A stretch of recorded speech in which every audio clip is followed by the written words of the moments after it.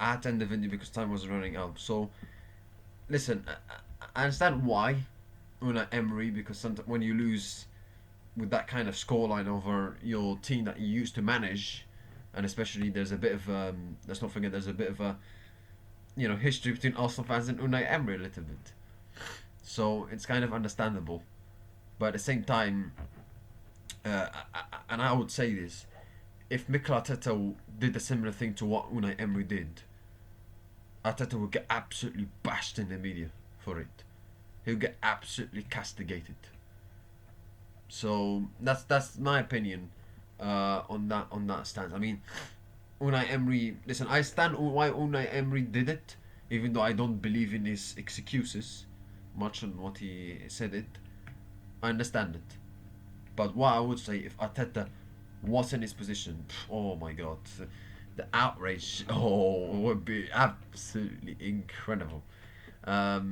So yeah, I mean, does Arteta get treated differently as a manager compared to the other managers? Does he get treated differently? Yeah, he does get treated differently, of course.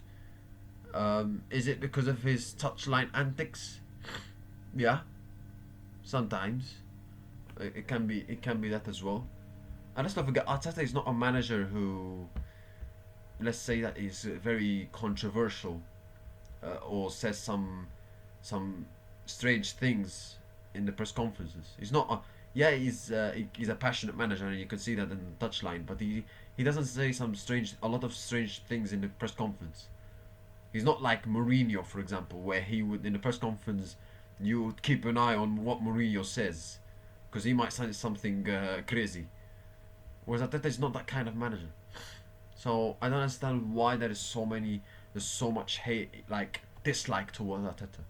But towards Unai Emery, I mean, he's a very good manager, and obviously, he's won a couple of times against Arsenal in the past. He stopped them from winning the league, etc. So and obviously, he didn't succeed at Arsenal the way he wanted to manage there at his time. So there's a bit of that as well. So yeah, but is what it is. Arsenal, very good win, and that's a very important win for Arsenal. That's the most important thing for Arteta. Not some things that doesn't really matter much. Now let's move on to Manchester United against Wolves. I mean, just when you thought that United beat Newcastle and they got a clean sheet, you're like, okay, United should build on momentum now, and they're at home to Wolves. Should be easy win, right? I mean, Wolves. This game was the third point that Wolves got to get over Manchester United. The third point. The third draw.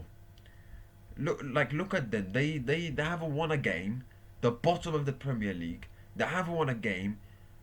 There was even rumours that Edwards was gonna get sacked. They've even Arsenal. By the way, if you look at the statistics, Arsenal have conceded only one more goal than the number of goals that Wolves scored. And yet Man United struggle to beat Wolves at home. It's very strange. It's very strange. I mean, Amarim was praised after the Newcastle game for his adaptation, and rightly so. But when you look at this game, you can't beat Wolves. You can't beat Wolves at home. And the goal they conceded came from, I think it came from a set piece, a header from Critchy. You can't beat Wolves at home. I'm sorry, but that's a. I'm not saying Amarim should be sacked, but that's a sackable offence. To not beat Wolves at home, that's a sackable offence. Sackable offence. I'm not saying Amarim should be sacked, by the way, but that is a sackable offence for any manager, as a Manchester United manager, to not beat Wolves at home, who are probably the worst team in the Premier League. And if they continue this run of form they've been in all season, they'll probably they'll probably be even worse than Derby County 2008. You can't beat them. Are you mad? Are you joking? Absolutely embarrassing. Absolutely embarrassing for Manchester United. Absolutely embarrassing. And let's not forget, United had a chance to. I mean, United are somehow in the still contention for top four, top five. I don't know how, by the way. You had a chance to go for. United had the chance to go fourth, because if they beat Wolves, then they'll have more goal difference, even despite same points with Liverpool. They had a chance to go fourth, and they blew it at home to Wolves. You're not playing at home to peak Barcelona. You're not playing at home to peak Real Madrid. You're not playing at home to peak Manchester City. You're not playing a peak Bayern Munich, peak Paris Saint Germain, peak Juventus. You play Wolves. Like, absolutely disgraceful that you can't. And listen, Wolves even though the Wolves have been absolutely terrible in terms of results this season, you look at the games they lose. It's not like they lose like 4-0, 5-0. It's almost like close. To Liverpool they competed. They lost 2-1 only. Against Arsenal they competed. They lost 2-1. But still, like, you can't beat them at home even. Absolutely disgraceful. Absolutely disgraceful. Let's move on to AFCON. You look at yesterday's games. Tanzania drew 1-1 with Tunisia. Nigeria completed their 100% record in the group stages by beating Uganda 3-1. Nigeria made some rotations. Not all of them. I mean, players like Chukwueze Usman played for Nigeria, but they've made some rotations, understandably so, because they already qualified and they won the group. But they made some rotations, and they won this game quite comfortably, still 3-1, which shows the quality of the squad that Nigeria have. It's incredible that they're not even going to be with the World Cup. It's very strange, but anyway. But Nigeria have looked very, very strong all AFCON in the group stages. In all the games they played, they've looked very strong, particularly against Tunisia. They were absolutely fantastic, especially going forward. However, defensively they can improve, because I don't think they've kept many clean sheets in those 3 games. So yeah, they've been very good, Nigeria, but obviously room for improvement for them. Congo beat Botswana 3-0. So Senegal, they also beat comfortably Benin 3-0.